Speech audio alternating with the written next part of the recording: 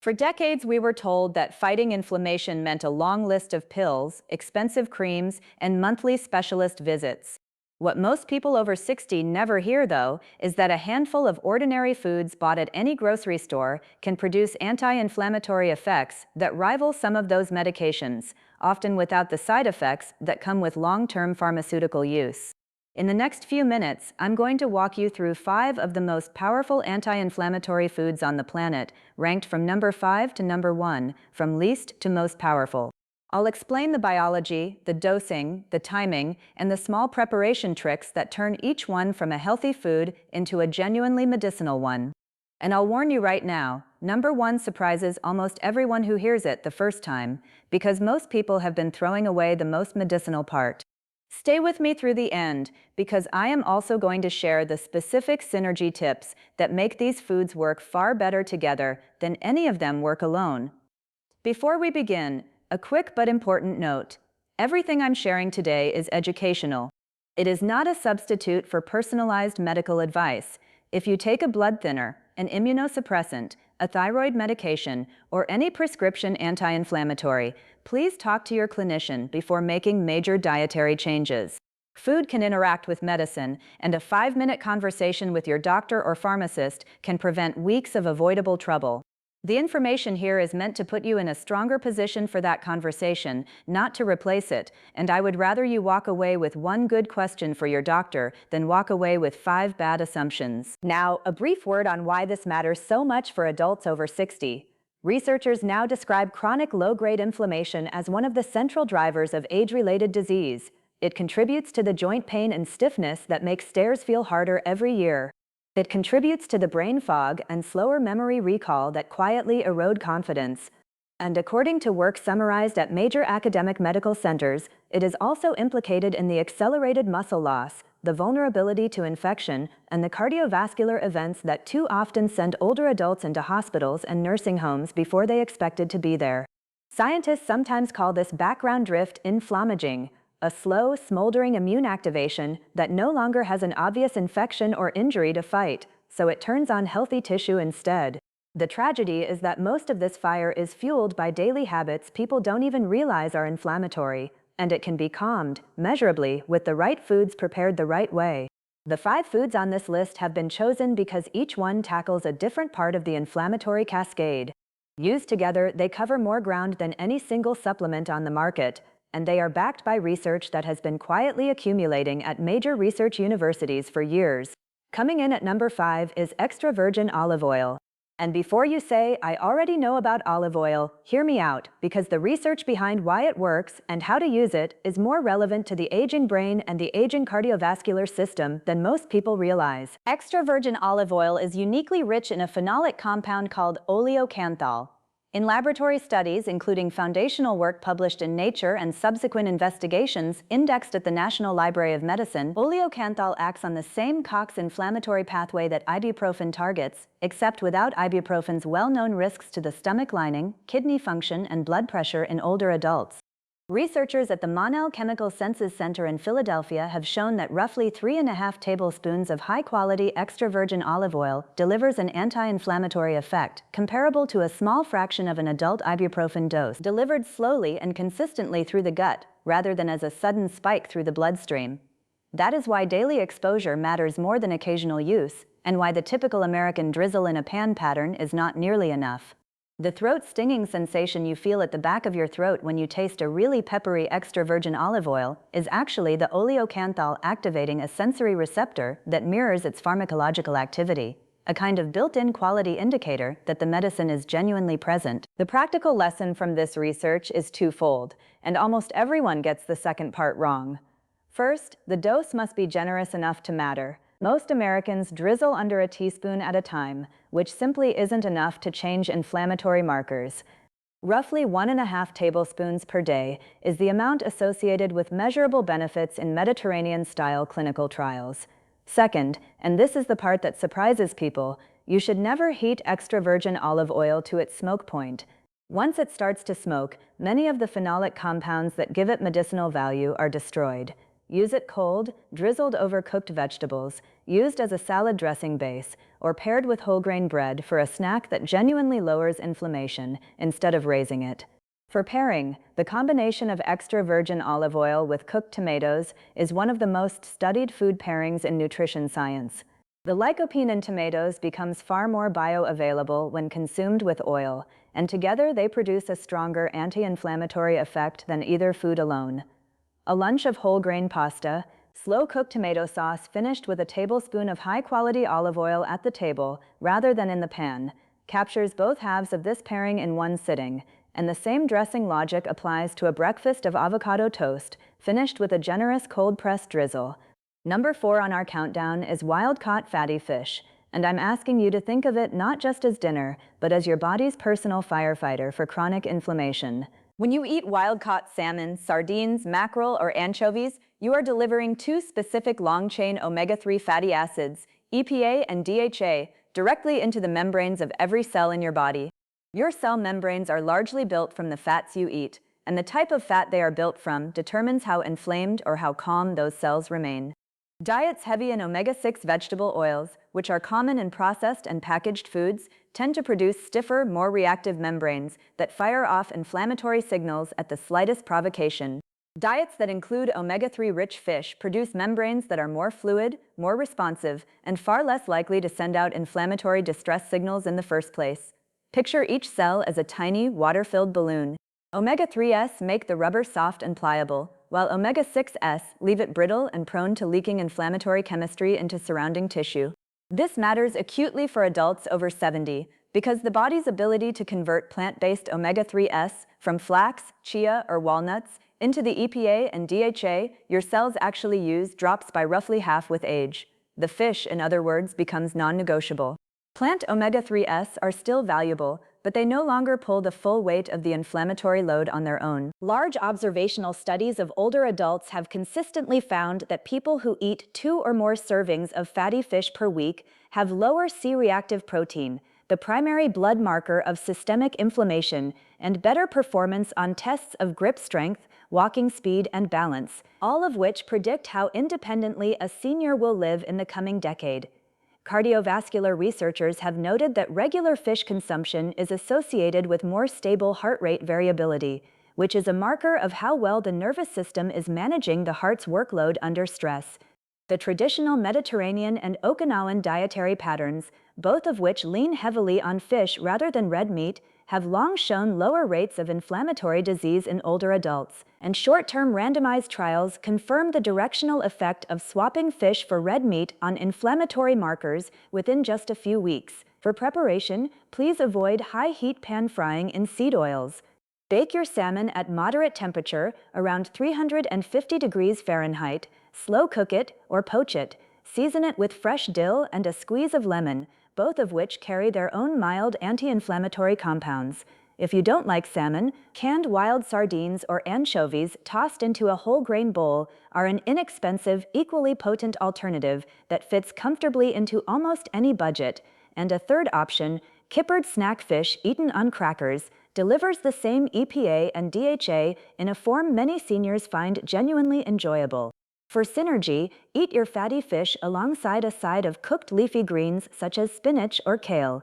The magnesium in those greens helps activate the enzymes your body needs to actually use those omega-3 fats effectively. Think of the magnesium as the match that lights the omega-3 fire.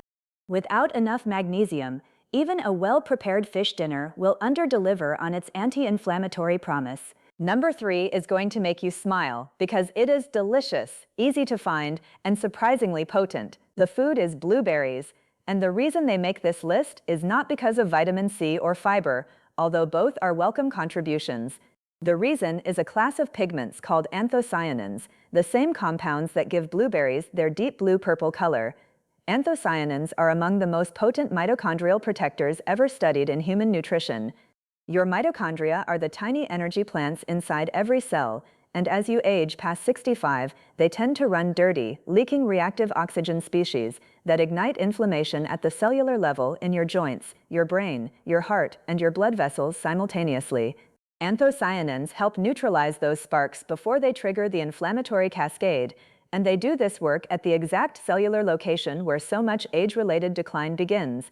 Researchers at the Jean Mayer USDA Human Nutrition Research Center on Aging at Tufts University, one of the premier aging research facilities in the world and a place that has shaped national nutrition policy for decades, ran a 12-week randomized trial in adults between the ages of 60 and 78. The group consuming the equivalent of about 1 cup of blueberries per day showed measurable reductions in NF-κB activity, which is the master switch that turns inflammatory genes on and off, along with improvements in episodic memory and processing speed that the lead researchers described as clinically meaningful rather than marginal. NF-κB is sometimes called the final common pathway of chronic inflammation because so many inflammatory inputs, from excess blood sugar to chronic stress to hidden infections, all flow through it on their way to causing tissue damage. A practical note that will save you real money: frozen blueberries are just as potent as fresh ones. The anthocyanins survive the freezing process intact, and a bag of frozen wild blueberries is one of the most cost-effective anti-inflammatory investments available in any grocery store. Wild blueberries, when you can find them, contain even higher anthocyanin concentrations than cultivated varieties because the smaller berries pack more pigment-rich skin into each bite. For preparation, let frozen blueberries thaw for 5 to 10 minutes rather than eating them rock hard. Partial thawing breaks down some of the cell walls and releases more of the anthocyanins to your digestive system. If you prefer them blended, a quick pulse in a smoothie with a little yogurt unlocks even more of the pigments, and a light sprinkle of cinnamon on top adds another gentle anti-inflammatory compound without competing with the berry flavor. For synergy, eat your blueberries with oats. The beta-glucan fiber in oats feeds the gut bacteria responsible for converting anthocyanins into their most bioavailable form. Studies from the University of Reading suggest this pairing can meaningfully improve how much of the active compound your body actually absorbs. A simple breakfast of steel-cut oats topped with a half cup of blueberries and a small handful of walnuts is, by accident or by design, one of the most anti-inflammatory breakfasts a senior can eat, and it takes about 10 minutes to prepare. Number 2 is the one I promised would surprise you, because it has been hiding in plain sight in spice cabinets for generations, and the vast majority of people have been using it in a way that gives them almost none of its benefit. Number 2 is turmeric, but only when prepared correctly. And the difference between correct preparation and ordinary preparation is roughly a 20-fold increase in what your body actually absorbs. Turmeric's key active compound is curcumin, and an enormous body of research has examined its effects on joint pain, cognitive function, and systemic inflammation.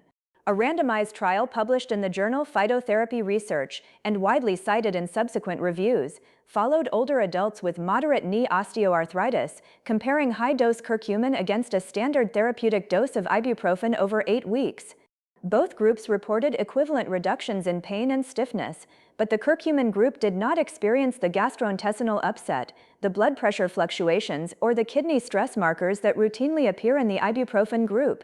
That is the headline. A food-derived compound matched a pharmaceutical for symptom relief without the pharmaceutical's side effect burden in older adults. Follow-up meta-analyses continue to support the conclusion that curcumin's analgesic effect is comparable to common NSAIDs for knee osteoarthritis, with a more favorable safety profile. There is, however, one enormous catch. On its own, curcumin has very poor bioavailability. Work from the University of Texas MD Anderson Cancer Center and other laboratories has shown that plain curcumin is absorbed at less than 3%. The rest passes through you, wasted. The good news is that 2 simple kitchen steps fix this almost completely. The first is fat. Curcumin is fat-soluble. It needs dietary fat to travel through your intestinal wall. That is why traditional golden milk, turmeric blended into warm whole milk, or coconut milk, has worked as a folk remedy for thousands of years. The ancients did not know the biochemistry, but they had already figured out the practical truth through trial and error across generations. The second is black pepper. Specifically, a compound in black pepper called piperine temporarily inhibits the liver enzyme that breaks curcumin down before your bloodstream can absorb it. Just 1/4 teaspoon of black pepper, combined with your daily turmeric, can increase curcumin absorption by a substantial margin, often reported in the literature as high as 2,000%. That single pinch of pepper is the difference between turmeric as decoration and turmeric as medicine. For synergy, pair turmeric with ginger. Both spices work through overlapping but distinct anti-inflammatory pathways, and combined they produce a greater effect than either alone. A morning golden milk made with 1 teaspoon of turmeric, 1/4 teaspoon of black pepper, half a teaspoon of freshly grated ginger, and a tablespoon of coconut oil in warm milk is one of the most powerful anti-inflammatory beverages an older adult can consume. If you prefer a savory version, the same combination forms the foundation of any good curry, where it has been quietly delivering medicinal benefits to older adults across South Asia for centuries. And one important specialized note: curcumin is one of the few natural compounds that crosses the blood-brain barrier, which means it can act directly on the brain tissue where Alzheimer's-related amyloid pathology accumulates. Research from UCLA's Easton Center for Alzheimer's Disease Research has explored curcumin's effects in both animal models and human trials. While this is still an active area of investigation and consumers should not view turmeric as a cure, the direction of the evidence is consistently encouraging, and the molecule is now used as a serious research tool in the field. Now, before we reach number 1, I want to ask you to do 3 small things that genuinely help this channel reach the people who need it most. Like this video, subscribe if you haven't already, and leave a comment telling me your age and your single biggest health concern. I read every comment personally, and the patterns I see in those comments shape the topics I cover in the weeks ahead. And now we reach number 1. The food I promised would shock you, because most people have not only never eaten it, they have been throwing the most medicinal part of its cousin away since childhood. Number 1 is broccoli sprouts. Not mature broccoli, broccoli sprouts. The tiny 3 to 5 day old seedlings that look like alfalfa sprouts with a slightly pungent, almost radish-like flavor, often sold near the fresh herbs in well-stocked grocery stores, and very easy to grow at home on a kitchen counter with a glass jar, a mesh lid, and a tablespoon of broccoli seeds. Broccoli sprouts earn the top spot because they contain between 10 and 100 times more of a compound called sulforaphane than mature broccoli does, according to the original Johns Hopkins quantification that has been replicated many times since. That enormous concentration difference is the entire reason they are number 1, and mature broccoli is not on this list at all. Eating a full cup of mature broccoli will give you only a fraction of the sulforaphane available in a small handful of 3-day-old sprouts. To grow them yourself, soak a tablespoon of broccoli seeds overnight, drain them, spread them in a thin layer in a jar covered with breathable mesh, rinse and drain twice a day, and in 3 to 5 days you will have a cup of fresh, living sprouts that cost almost nothing per serving. Sulforaphane is one of the most potent natural activators of a protein in your body called NRF2, sometimes called the master switch of your cellular defense system. When NRF2 is activated, it switches on more than 200 genes involved in detoxification, cellular repair, and anti-inflammatory defense. Sulforaphane is essentially pulling the fire alarm for your body's own internal cleanup crews, which is a different mechanism than taking an anti-inflammatory drug, which generally works by blocking an inflammatory signal after it has already been sent. That difference matters because chronic blocking of an inflammatory signal can leave your body less able to fight real infections, while activating NRF2 strengthens your own defenses without that trade-off. This research began at the Johns Hopkins University School of Medicine under Dr.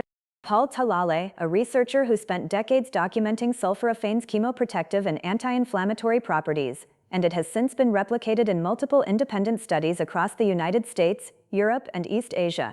The original 1997 paper by Fahey and Talale in the Proceedings of the National Academy of Sciences remains one of the most cited nutritional science papers of its era, and subsequent clinical extensions published in journals such as Cancer Prevention Research have translated the basic science into measurable changes in human inflammatory markers. A clinical trial published in the journal Cancer Prevention Research gave participants broccoli sprout extract daily for 12 weeks. Markers of oxidative stress dropped substantially. Nasal airway inflammation dropped significantly, and systemic inflammatory markers, including IL-6 and TNF-alpha, 2 of the compounds most strongly tied to cardiovascular disease, sarcopenia, and cognitive decline, showed meaningful reductions. For seniors specifically, sulforaphane activates an enzyme called glutathione peroxidase that targets a class of oxidative compounds known as lipid peroxides. As the body ages past 75, its ability to clear these compounds drops by roughly a third, which is one reason age-related inflammation accelerates so visibly in the late 70s and 80s. For preparation, the most important rule is to chew your sprouts thoroughly. Sulforaphane is produced when the plant cell walls are broken, and the enzyme myrosinase is released to convert the precursor glucoraphanin into the active sulforaphane. Mechanical chewing is the most reliable way to trigger that conversion. If swallowing is difficult, blend the sprouts into a morning smoothie with berries and a little yogurt. Do not cook broccoli sprouts at high heat, as myrosinase is heat sensitive and the conversion will not happen. For synergy, pair broccoli sprouts with a source of complementary myrosinase activity, such as a small amount of mustard powder, a slice of daikon radish, or a few leaves of arugula. This combination boosts the conversion of precursor into active sulforaphane and helps ensure your body actually gets the compound you are eating. A tossed green salad with broccoli sprouts, arugula, a few shavings of daikon, and an olive oil and lemon dressing pulls several of the items from this entire countdown into a single meal. So here is the full countdown one more time, in order. Number 5. Extra virgin olive oil, 1.5 tablespoons daily, used cold. Number 4. Wild-caught fatty fish, 2 servings per week, baked or slow-cooked. Number 3. Blueberries, 1 cup daily, fresh or frozen, paired with oats for best absorption. Number 2. Turmeric combined with black pepper and fat, in a daily golden milk or stir-fry. And number 1. Broccoli sprouts, a small handful every day, chewed thoroughly. You don't need all 5 at once. Pick one, build it into your routine for a week, then layer in the next. Sustainable change beats heroic change every time. Many of my patients over the years saw the biggest improvements not by overhauling everything overnight, but by adding one high-impact food per week until the new pattern felt normal, and once a single habit took hold, it almost always pulled the next one along with it. And if you are managing a chronic condition, take any prescription medication, or have any reason to suspect a food-drug interaction, please loop your clinician in before changing your diet. These are foods, not prescriptions, but they are still powerful enough to deserve a thoughtful hand on the wheel. If this video helped you, please like it and subscribe. Every week, I share the kind of honest, evidence-based information that your doctor may not have time to share in a 15-minute appointment. And your subscriptions and shares are what keep this work free for the people who need it most. And please leave a comment below telling me your age and your biggest health concern. I read every comment personally, and your stories help me create content that actually answers the questions people over 60 are facing right now. And one final reminder, because it matters, everything shared in this video is for general education only. It is not a diagnosis and it is not a treatment plan. If you take prescription medication, manage a chronic condition, or have any reason to suspect a food interaction, please speak with your clinician before changing your diet. Food is powerful medicine, but powerful medicine deserves a professional on your team. Your future self, the one you are cooking for today, will thank you for taking this kind of thoughtful, layered approach, rather than the loud sales pitch version you can find in any clickbait ad. Thank you for staying with me all the way to the end. I will see you in the next one.